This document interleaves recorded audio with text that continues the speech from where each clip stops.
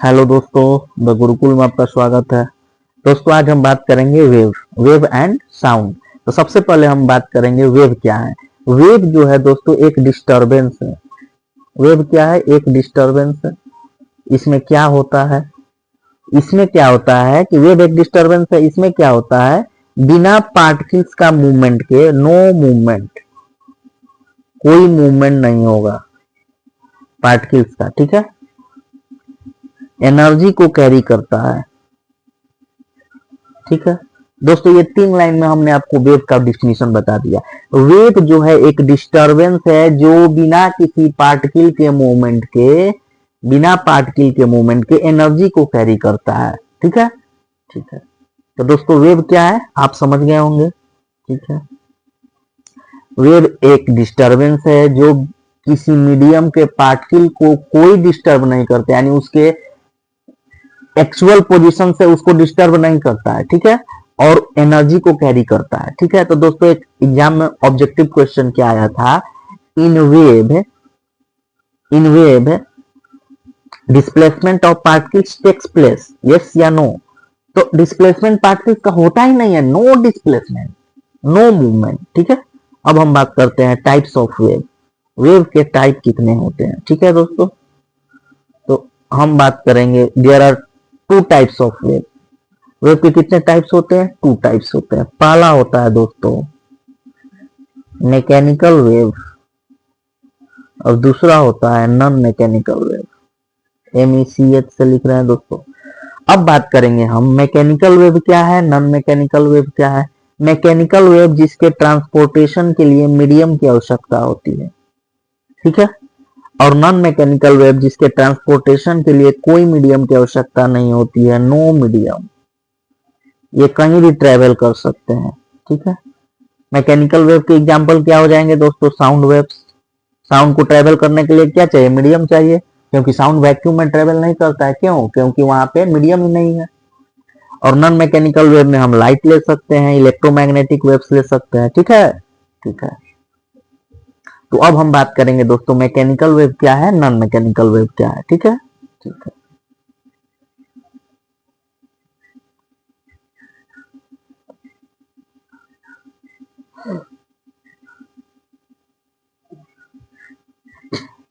तो दोस्तों अब बात करते हैं हम मैकेनिकल वेव्स के बारे में, ठीक है। मैकेनिकल वेव्स 2 टाइप्स के होते हैं। कितने टाइप्स के होते हैं? 2 टाइप्स के होते हैं। पहला हो गया ट्रांसवर्स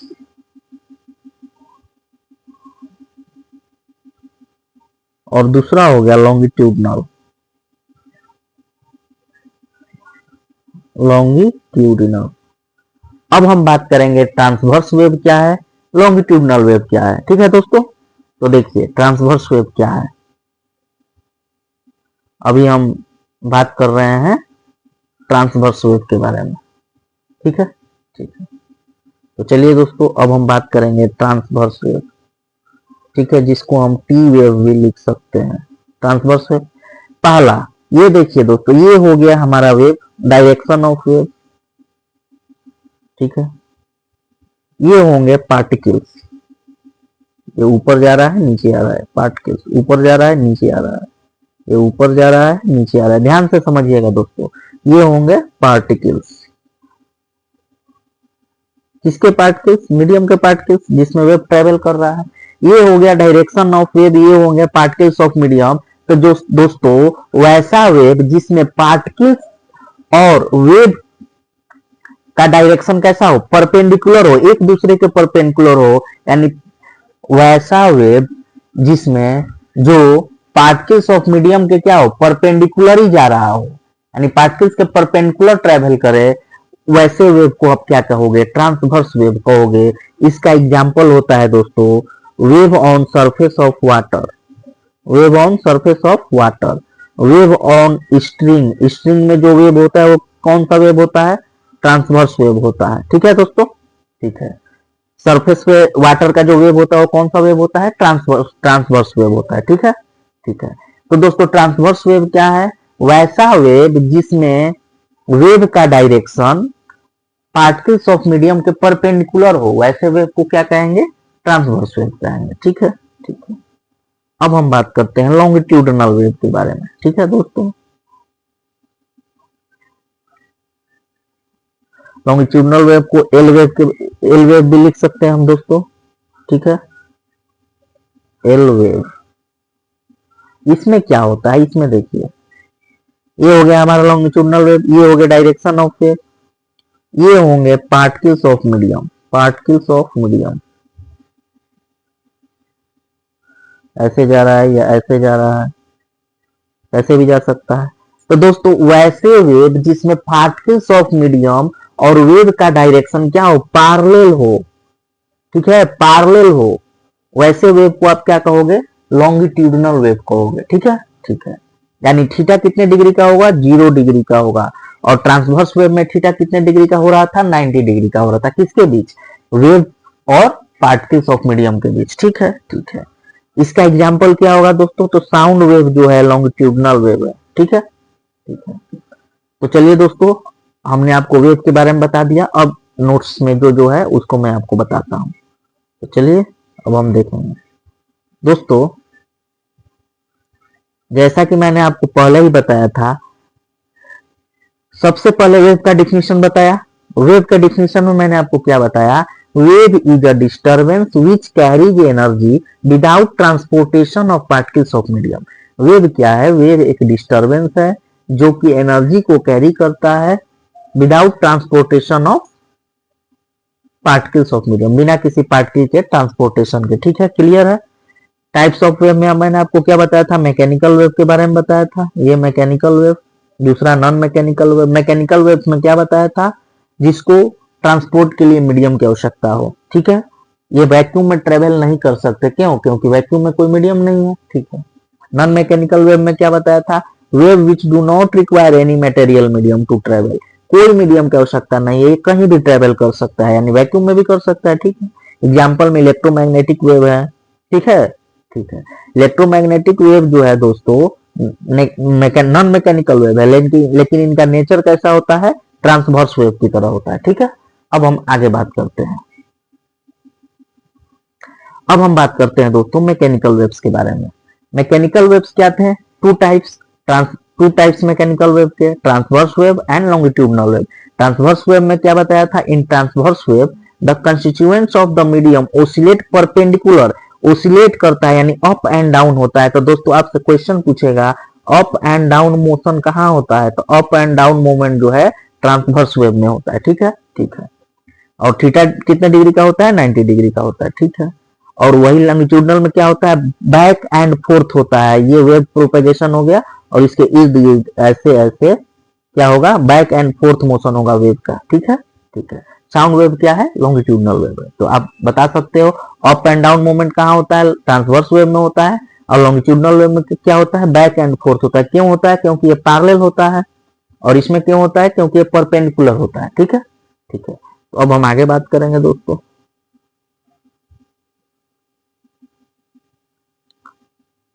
अब बात करते हैं दोस्तों हम साउंड के बारे में। साउंड क्या है, ठीक है, ठीक है। साउंड क्या है, sound is a mechanical longitudinal wave. Sound क्या है, मैकेनिकल लॉन्गिट्यूडनल वेव है। यानी कहने का मतलब है कि साउंड जो है मैकेनिकल लॉन्गिट्यूडनल वेव है। लॉन्गिट्यूडनल वेव क्या है, क्यों है, क्योंकि मैकेनिकल वेव का टाइप है लॉन्गिट्यूडनल वेव। ठीक है, ठीक है। Sound can travel in solid, liquid and gas but not in vacuum. Clear है दोस्तों, क्यों, क्योंकि साउंड जो है मैकेनिकल वेव है। मैकेनिकल वेव मीडियम चाहिए ट्रांसपोर्ट के लिए, जो कि वैक्यूम में नहीं होता है, इसलिए वहां ट्रेवल नहीं करेगा। स्पीड ऑफ साउंड जो है सबसे ज्यादा सॉलिड में होता है, फिर लिक्विड में होता है, फिर गैस में होता है। इस बात का आप ध्यान रखोगे। ठीक है, ठीक है। स्पीड ऑफ साउंड जो है दोस्तों, स्पीड ऑफ साउंड जो है सबसे ज्यादा सॉलिड में होता है। ठीक है। अब बात करते हैं स्पीड ऑफ साउंड जो है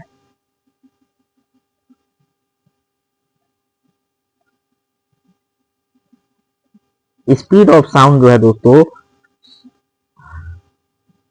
ठीक है, स्पीड ऑफ साउंड जो है मैक्सिमम सबसे ज्यादा स्टील में होता है, फिर वाटर में होता है, फिर एयर में होता है। ठीक है। स्पीड ऑफ साउंड जो है मैक्सिमम होता है दोस्तों। 4 टाइप के क्वेश्चन आए हैं, मैंने चारों नोट किए हैं। देखिए पहला क्या है, पहला है स्पीड ऑफ साउंड। दोस्तों थोड़ा बड़ा करता हूं इसको, ये देखिए, speed of sound is maximum in solid, liquid, gas, vacuum. First option ऐसा है तो सॉलिड में होता है, आपको क्लियर है। Speed of sound is maximum in air, steel, water, vacuum. तो यहाँ पे आप देखिएगा एयर लिक्विड है, वाटर गैस है, वैक्यूम जहाँ पे साउंड तो जाएगा ही नहीं, तो स्टील हो जाएगा क्योंकि स्टील सॉलिड है। अब बोल रहा है speed of sound is maximum in steel, water, iron, vacuum. तो दोस्तों यहाँ पे स्टील और आयरन दोनों सॉलिड है, वाटर वैक्यूम को तो छोड़ देंगे, लेकिन मैक्सिमम किस में होगा, तो स्टील में होगा। और स्टील से भी ज्यादा स्पीड ऑफ साउंड एल्युमिनियम में होता है, तो इस बात का आप ध्यान रखेंगे। ठीक है, ठीक है। अब दोस्तों एक इंपॉर्टेंट टॉपिक है वेवलेंथ। वेवलेंथ क्या होता है, फ्रीक्वेंसी क्या होता है, एम्पलीट्यूड क्या होता है, तो इसके लिए हम अलग से एक स्लाइड ले लेते हैं और फिर मैं आपको बताता हूं। दोस्तों ये हो गया हमारा वेव, ऐसे जा रहा है वेव, ठीक है, ठीक है। वेव का जो अपर मोस्ट पार्ट होता है इसको हम क्रस्ट बोलते हैं, और जो डाउन पार्ट होता है इसे हम ट्रफ बोलते हैं। क्या बोलते हैं, ट्रफ, TROUGH, ठीक है। तो दोस्तों ये क्रस्ट हो गया, ये ट्रफ हो गया, ठीक है, ठीक है, ठीक है।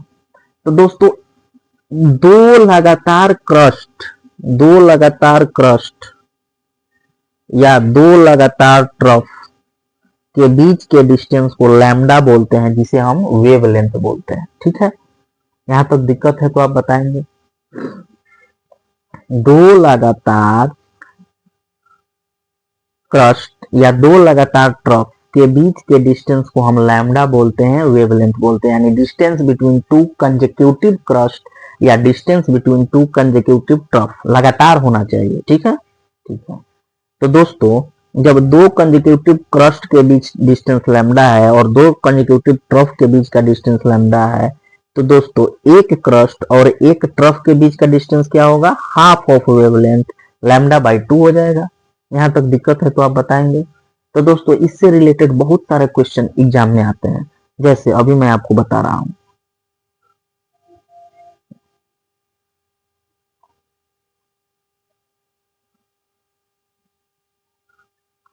ये देखिए दोस्तों, ठीक है, ये पॉइंट हो गया ए, ये हो गया बी, ये हो गया सी, ये हो गया डी, ये हो गया ई। ठीक है,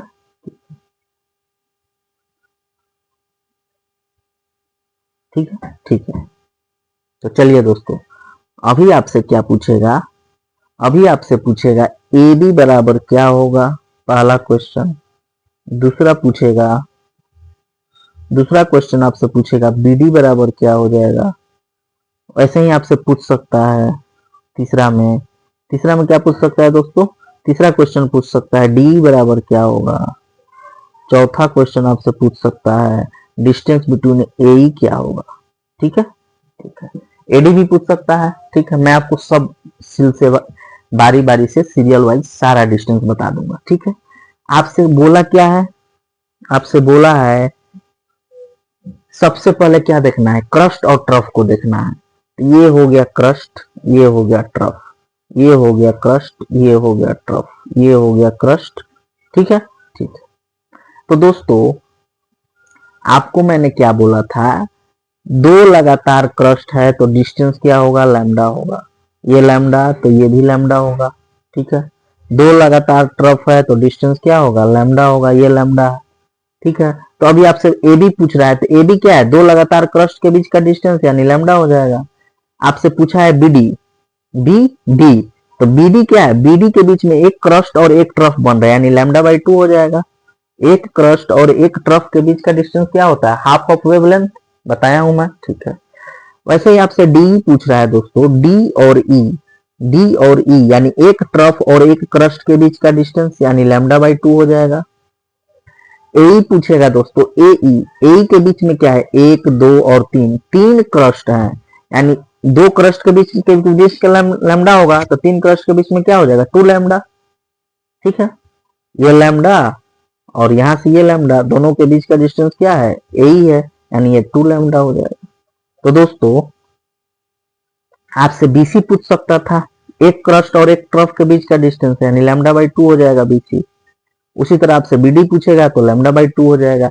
आपसे एडी पूछता तो क्या हो जाता, एक मिनट डिलीट कर रहा हूं।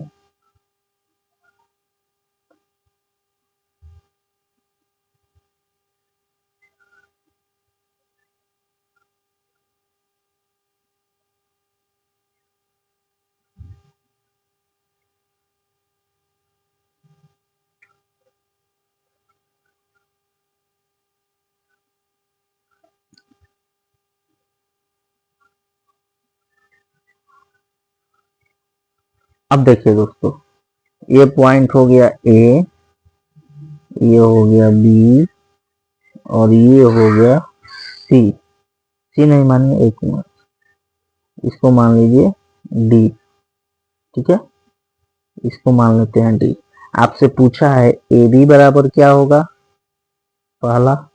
दूसरा क्वेश्चन है आपसे पूछा है बी डी बराबर क्या होगा, और तीसरा क्वेश्चन है ए डी बराबर क्या होगा। ठीक है, ठीक है। तो अब हम ध्यान से देखेंगे, क्रस्ट और ट्रफ पहले लिखेंगे। ये हो गया क्रस्ट, ये हो गया क्रस्ट, ये क्रस्ट, ये क्रस्ट, ठीक है। ये ट्रफ हो गया, ये ट्रफ हो गया, ठीक है। तो अब देखिए दोस्तों, सबसे पहले एडी पूछा है, तो एडी ये वाला डिस्टेंस है यहां से यहां तक, तो यहां से यहां तक में एक तो लैम्डा हो गया, यहां से यहां वाला डिस्टेंस, ठीक है। और ये वाला डिस्टेंस क्या हो जाएगा, लैम्डा बाई 2, क्योंकि एक क्रस्ट और एक ट्रफ है, तो लैम्डा प्लस लैम्डा बाई 2, यानी टोटल हो जाएगा 3 लैम्डा बाई 2। यहां तक दिक्कत है, नहीं है। आगे बढ़ते हैं, बीडी, बी से लेके डी तक, बी से लेके डी तक, ये वाला पॉइंट, ये वाला डिस्टेंस पूछ रहा है। तो देखिएगा ध्यान से, बी से डी के बीच में दो क्रस्ट आ रहे हैं, तो ये लैम्डा हो गया, और यहां से यहां के बीच में एक क्रस्ट और एक ट्रफ, यानी लैम्डा बाई 2, यानी ये भी 3 लैम्डा बाई 2 हो जाएगा। तीसरा है एडी निकालना है हमें, यानी यहां से लेके यहां तक का डिस्टेंस, यानी टोटल एडी यहां से यहां और यहां से यहां। तो यहां से देखिए दोस्तों, एक क्रस्ट, दो क्रस्ट, तीन क्रस्ट और चार क्रस्ट, टोटल 4 क्रस्ट, यानी डिस्टेंस कितना हो जाएगा, एक कम कर देंगे 3 लैम्डा, क्योंकि दो क्रस्ट के बीच का डिस्टेंस लैम्डा, तो 3 क्रस्ट 2 लैम्डा, 4 क्रस्ट 3 लैम्डा, एक कम कर देना है, क्योंकि पहला क्या है, 2 क्रस्ट में 1 लैम्डा, तो 3 क्रस्ट में 2 लैम्डा, 4 क्रस्ट में 3 लैम्डा, 5 में 4 लैम्डा, ठीक है। 1 2 3 4 क्रस्ट आ रहा है, यानी एडी ये हो गया, 4 क्रस्ट आ रहा है, यानी 3 लैम्डा, सिंपल है। ऐसे भी देख सकते हैं, यहाँ से यहाँ लैम्डा, यहाँ से यहाँ लैम्डा, यहाँ से यहाँ लैम्डा, यानी लैम्डा लैम्डा लैम्डा 3 लैम्डा, तो ये हो गया हमारा 3 लैम्डा। तो दोस्तों उम्मीद करते हैं कि आपको क्रस्ट और ट्रफ से रिलेटेड कोई भी क्वेश्चन दे दे, दुनिया की कोई भी क्वेश्चन आप बना दोगे, ठीक है।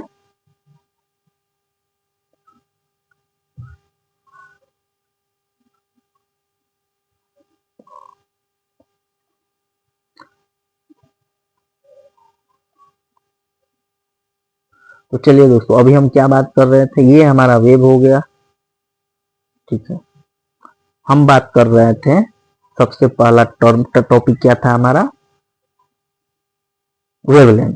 तो distance between two consecutive crest या distance between two consecutive trough को क्या कहते हैं, वेवलेंथ बोलते हैं। मैक्सिमम डिस्प्लेसमेंट जो होता है वेव का, उसको हम क्या कहते हैं, एम्पलीट्यूड बोलते हैं, एम्पलीट्यूड, ठीक है, एम्पलीट्यूड, ठीक है, ठीक है। ये यहाँ भी मैक्सिमम डिस्प्लेसमेंट हो रहा है, यहाँ भी हो रहा है, यहाँ भी हो रहा है, यहाँ भी हो रहा है, तो एम्पलीट्यूड क्या होगा, मैक्सिमम डिस्प्लेसमेंट, ये नहीं लेंगे, ये तो मिनिमम है। मैक्सिमम डिस्प्लेसमेंट जो होगा वेव का मीन पोजीशन से, बीच से, उसी को हम क्या बोलेंगे, एम्पलीट्यूड बोलते हैं, ठीक है। अब बात आप बोलिएगा कि फ्रीक्वेंसी किसको बोलते हैं, तो ये वेव का एक साइकिल कहाँ कंप्लीट हो रहा है, यहाँ पे कंप्लीट हो रहा है, यहाँ के बाद तो ये रिपीट करने लग रहा है, ठीक है। तो इस एक साइकिल को वेव जो है 1 सेकेंड में जितनी बार रिपीट करेगा, उसी को हम क्या बोलेंगे, फ्रीक्वेंसी बोलेंगे। 1 सेकेंड में ये वेव यहाँ से यहाँ, यहाँ से यहाँ जितनी बार जाएगा, उसी को उसका क्या बोलेंगे, फ्रीक्वेंसी बोलेंगे। Number of revolution per second या नंबर ऑफ साइकिल पर सेकेंड, यही क्या है, फ्रीक्वेंसी है, ठीक है, समझ गए, ठीक है। टाइम पीरियड क्या है, रेसिप्रोकल ऑफ फ्रीक्वेंसी, फ्रीक्वेंसी का उल्टा क्या होता है, टाइम पीरियड होता है। तो दोस्तों आप सारे चीज समझ गए, अब हम आपको टॉपिक पे लाते हैं। अब देखिए, यहाँ से मैंने आपको वेवलेंथ के बारे में बता दिया है। वेवलेंथ क्या होता है? वेवलेंथ का यूनिट होता है दोस्तों, ऐसा यूनिट मीटर होता है, और एक और यूनिट होता है जिसे हम एंगस्ट्रॉम बोलते हैं। एक एंगस्ट्रॉम जो है 10⁻⁻10 मीटर के बराबर होता है। ये क्रस्ट है, ये ट्रफ है, ये क्रस्ट है, ये ट्रफ है, दो क्रस्ट के बीच का डिस्टेंस लैम्डा। ठीक है, मैंने आपको बता दिया है। तो चलिए दोस्तों अब स्टार्ट करते हैं। और दो साइकिल, एक फेज, पूरा एक फेज का डिस्टेंस भी कितना होता है? लैम्डा होता है। यहाँ से देखिए, यहाँ से फेज शुरू हो रहा है, यहाँ से यहाँ का डिस्टेंस कितना है? लैम्डा है। ठीक है, तो चलिए अब हम आगे बात करते हैं। दोस्तों फ्रीक्वेंसी के बारे में आपको बता दिया। फ्रीक्वेंसी का ऐसा यूनिट क्या होता है? हर्ट्ज होता है। ठीक है, और हर्ट्ज फ्रीक्वेंसी बराबर क्या होता है? 1 में टाइम पीरियड, यानी सेकेंड इनवर्स इसका ऐसा यूनिट होगा। इसी को हम क्या बोलते हैं? हर्ट्ज बोलते हैं। ठीक है, ठीक है। एम्पलीट्यूड बता दिया। मैक्सिमम डिस्प्लेसमेंट ऐसा यूनिट मीटर होता है। अब बात करते हैं speed of sound. Speed of sound जो है दोस्तों, v बराबर होता है new into lambda. New into lambda. v क्या है? स्पीड ऑफ साउंड है। न्यू क्या है? फ्रीक्वेंसी है।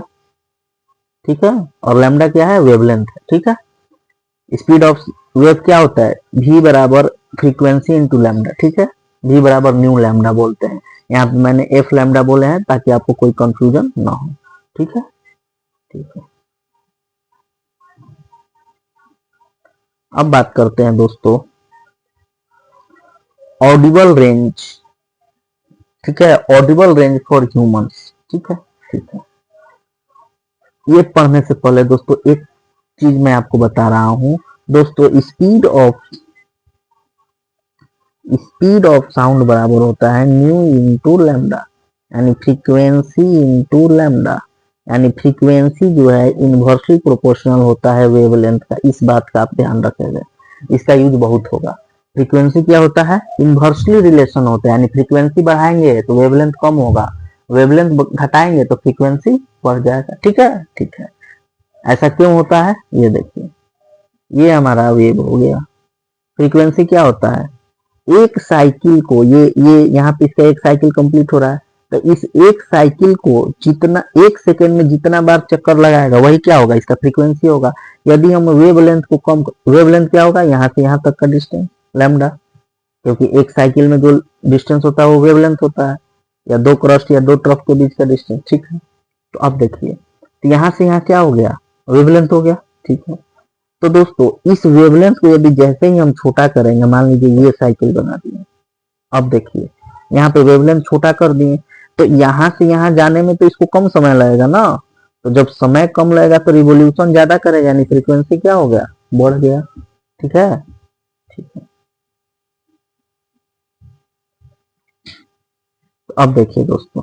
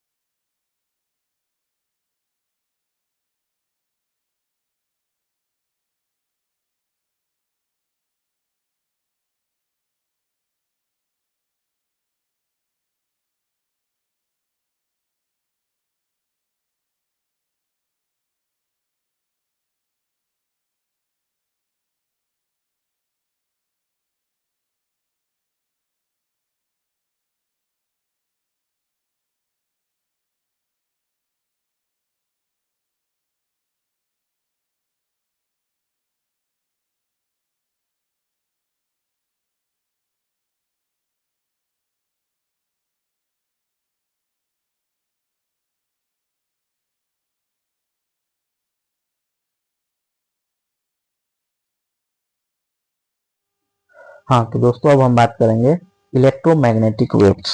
ठीक है, इलेक्ट्रोमैग्नेटिक वेव्स क्या होते हैं, मैंने आपको बताया था इलेक्ट्रोमैग्नेटिक वेव्स क्या होते हैं, नॉन मैकेनिकल वेव्स होते हैं। ठीक है, तो electromagnetic waves do not require any specific medium, क्यों, क्योंकि ये नॉन मैकेनिकल वेव है तो मीडियम की आवश्यकता नहीं रहेगा। They can travel even in vacuum, vacuum में भी जा सकते हैं आसानी से। The speed of electromagnetic waves in vacuum is 3 into 10⁸ metre per second. Speed जो है इलेक्ट्रोमैग्नेटिक वेव का वैक्यूम में कितना होता है, 3 into 10⁸ metre per second, that is speed of light. Light का भी स्पीड यही होता है। ठीक है, electromagnetic waves are transverse in nature, nature में कैसे होते हैं, ट्रांसवर्स होते हैं। Speed of electromagnetic wave is maximum in vacuum and minimum in solid. Speed जो है इलेक्ट्रोमैग्नेटिक वेव का सबसे ज्यादा वैक्यूम में होता है, फिर गैस में होता है, फिर लिक्विड में होता है, फिर सॉलिड में होता है, यानी सॉलिड में सबसे कम होता है। ठीक है, इस बात का आप ध्यान रखोगे। Electromagnetic waves does not have any charge, कोई चार्ज नहीं होता है। There are 7 types of electromagnetic wave, कितने टाइप्स होते हैं, 7 टाइप्स होते हैं। ठीक है, कौन कौन से होते हैं अभी मैं आपको बता देता हूँ। 7 टाइप्स जो है इलेक्ट्रोमैग्नेटिक वेव्स के वो कौन कौन होते हैं मैं आपको बताता हूँ। ये देखिए दोस्तों, पहला होता है रेडियो वेव्स, दूसरा होता है माइक्रोवेव्स, तीसरा होता है इंफ्रारेड वेव्स, इंफ्रारेड को थर्मल रेडिएशन भी बोला जाता है। चौथा होता है विजिबल, जब कोई लाइट प्रिज्म से निकलता है तो 7 कलर में बसता है, 7 कलर में क्या होता है, डिवाइड होता है। विविजियर, विविजियर यानी 7 कलर निकलते हैं डिफरेंट, इसी को विजिबल लाइट बोलते हैं। कॉम्बिनेशन ऑफ 7 कलर्स को क्या बोलते हैं, विजिबल लाइट। ठीक है, अब पांचवा होता है अल्ट्रा वायलेट, छठा एक्सरे, सातवां होता है गामा रे। तो ये 7 टाइप्स आपने जान लिया। ठीक है, infrared waves are also called thermal radiation. Every hot objects emits infrared, जितने भी हॉट ऑब्जेक्ट्स हैं वो क्या करते हैं, इंफ्रारेड निकालते हैं। ठीक है, ठीक है, अब हम बात करते हैं दोस्तों,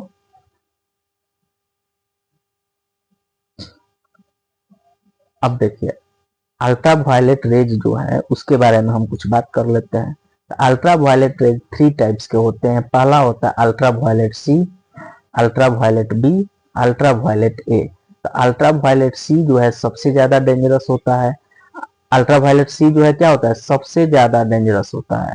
सबसे कम डेंजरस अल्ट्रा वायलेट ए होता है। अल्ट्रा वायलेट बी से स्किन कैंसर होता है। ठीक है, अल्ट्रा वायलेट सी जो है सबसे कम मात्रा में निकलता है। अल्ट्रा वायलेट ए जो है सबसे ज्यादा मात्रा में निकलता है अर्थ में। ठीक है, ठीक है, अब बात करते हैं दोस्तों वेवलेंथ। तो दोस्तों अभी आप वेवलेंथ ऐसे जो दिया है वो समझ लीजिए, फिर मैं एक ट्रिक बताऊंगा जिससे आप आसानी से याद कर लोगे। ये देखिए, मैक्सिमम वेवलेंथ जो है पूरे इलेक्ट्रोमैग्नेटिक वेव में रेडियो वेव का होता है। मैक्सिमम वेवलेंथ होगा तो फ्रीक्वेंसी क्या होगा, मिनिमम होगा, यानी मिनिमम फ्रीक्वेंसी किसका होगा, रेडियो वेव का होगा। इस बात को आप ध्यान देंगे। मिनिमम वेवलेंथ होता है गामा रेज का, तो मैक्सिमम फ्रीक्वेंसी किसका होगा, गामा का होगा। तो देखिए मैक्सिमम फ्रीक्वेंसी किसका है, गामा का है। इस बात को कोरिलेट करना है दोस्तों। मिनिमम एनर्जी होता है रेडियो वेव का, मैक्सिमम एनर्जी गामा का होता है। ठीक है, अब देखिए दोस्तों यहाँ पे मैं आपको ये ट्रिक बता रहा हूँ। ये देखिए यहाँ पे हमने इलेक्ट्रोमैग्नेटिक वेव्स का नाम लिखा है। कौन कौन इलेक्ट्रोमैग्नेटिक है, radio wave, microwave, infrared, visible. Visible के बाद अभी आप देखोगे, ये देखिए अल्ट्रा वायलेट, एक्सरे और गामा रेज। ठीक है, ठीक है, तो जैसे ही आप टॉप से नीचे बढ़ोगे, टॉप से नीचे आएंगे तो हमारा 2 चीज घटेगा, वेवलेंथ और डिफ्रैक्शन। वेवलेंथ और डिफ्रैक्शन को छोड़ के जितना भी चीज है वो बढ़ेगा। ठीक है, तो आंख मूंद के याद रखना है कि इलेक्ट्रोमैग्नेटिक वेव्स को लाइन से लिख देना है, radio wave, microwave, infrared, visible, ultraviolet, X ray और गामा रे। उसके बाद ध्यान देना है कि टॉप से बॉटम आने पे वेवलेंथ और डिफ्रैक्शन बढ़ेगा, बाकी चीजें घटेंगी, जैसे रिफ्रैक्शन हो गया, फ्रीक्वेंसी हो गया, एनर्जी हो गया, स्कैटरिंग हो गया। ठीक है, तो अब देखिए रेडियो वेव यानी वेवलेंथ इसका क्या होगा, मैक्सिमम होगा, क्योंकि वेवलेंथ क्या हो रहा है, घट रहा है, यानी इसका मैक्सिमम, इसका मिनिमम। डिफ्रैक्शन इसका मैक्सिमम, इसका मिनिमम। बाकी सब refraction, frequency, energy, scattering. Gamma rays का क्या होगा, मैक्सिमम होगा, क्योंकि बढ़ रहा है, लास्ट में गामा आ रहा है भाई, तो बढ़ेगा ही। यही नियम, सेम नियम जो है विजिबल लाइट्स के लिए भी लगेगा। अगर आपसे कोई पूछेगा ये विविजियर में कि वेवलेंथ मैक्सिमम किसका होगा, तो वेवलेंथ मैक्सिमम रेड का होगा। क्यों, क्योंकि वेवलेंथ घट रहा है। डिफ्रैक्शन मैक्सिमम किसका होगा, रेड का होगा। लेकिन स्कैटरिंग, एनर्जी, फ्रीक्वेंसी, रिफ्रैक्शन किसका होगा, वायलेट का होगा। ठीक है, इस बात का आप ध्यान रखेंगे। ये बहुत ही प्यारा कंसेप्ट है दोस्तों। क्या है, सारे इलेक्ट्रोमैग्नेटिक वेव्स को हमने सीरियली लिख दिया, 7 होते हैं। पहला रेडियो, माइक्रो, इंफ्रा, फिर चौथा विजिबल, पांचवा अल्ट्रावायलेट, छठा एक्सरे, सातवां गामा रेज। दो चीजें हमेशा घटेंगी, वेवलेंथ और डिफ्रैक्शन। इनके अलावा जितने भी चीज होंगे टॉप से बॉटम आओगे तो वो इंक्रीज होगा। रिफ्रैक्शन हो गया, फ्रीक्वेंसी हो गया, एनर्जी हो गया, स्कैटरिंग होगा। यही सेम नियम विजिबल लाइट्स के लिए भी लागू होती है। ठीक है, अब हम आगे बढ़ेंगे। तो दोस्तों इस टर्म में हमें क्या बात करना है, वैक्यूम में इलेक्ट्रोमैग्नेटिक वेव, कोई भी वेव हो, उसका स्पीड सेम रहता है। In vacuum all electromagnetic waves travel with same speed. लेकिन यदि कोई मीडियम दे देगा तो सबसे ज्यादा स्पीड किसका होगा, गामा रेज का होगा। सबसे स्लोएस्ट किसका होगा, सबसे रेडियो वेव का सबसे फास्टेस्ट होगा और गामा रेज का सबसे स्लोएस्ट होगा। ठीक है, ठीक है। In vacuum all colours travel with same speed, but in a given medium red colour का फास्टेस्ट होगा, वायलेट का स्लोएस्ट होगा। इस बात को आप ध्यान रखेंगे। अब बात करते हैं दोस्तों discovery of electromagnetic waves. Electromagnetic wave का डिस्कवरी कौन किया, तो सबसे पहले रेडियो वेव का बात करेंगे तो इसका डिस्कवरी हर्ट्ज और मार्कोनी ने किया था। यदि ऑप्शन में हर्ट्ज है तो हर्ट्ज को प्रेफरेंस फर्स्ट देंगे, अगर हर्ट्ज नहीं है तब मार्कोनी मारेंगे। ठीक है। माइक्रोवेव का खोज जेसी बोस ने किया था, सेकंड में मार्कोनी। ठीक है, अगर जेसी बोस मार्कोनी दोनों है तो जेसी बोस को मारेंगे। इंफ्रारेड का खोज विलियम हर्सल। विजिबल लाइट का खोज न्यूटन ने किया था। यूवी रेज का खोज जॉन रिटर ने किया था। ठीक है, एक्सरे का खोज रोंटगन ने किया था। गामा रेज का खोज जो है दोस्तों पॉल विलार्ड और हेनरी बेकुरल दोनों ने किया था। लेकिन ऑप्शन में पॉल विलार्ड है तो पहला प्रेफरेंस उन्हीं को जाएगा। ठीक है, ठीक है दोस्तों। एक कंसेप्ट है कि जब हम मेटल को गर्म करते हैं तो सबसे पहले क्या होता है, सबसे पहले क्या होता है, वो रेड कलर का होता है, फिर क्या होता है, येलो होता है, फिर क्या होता है, ब्लू होता है। ठीक है, ठीक है। In the given 4 stars red, green, yellow and blue, blue जो है सबसे ज्यादा हॉट है। The colour of star gives information about its temperature and energy.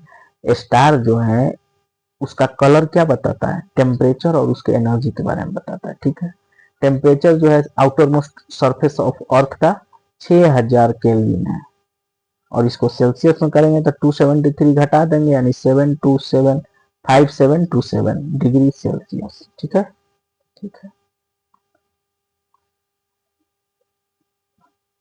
अब दोस्तों कुछ टर्म हमारा बचा हुआ है।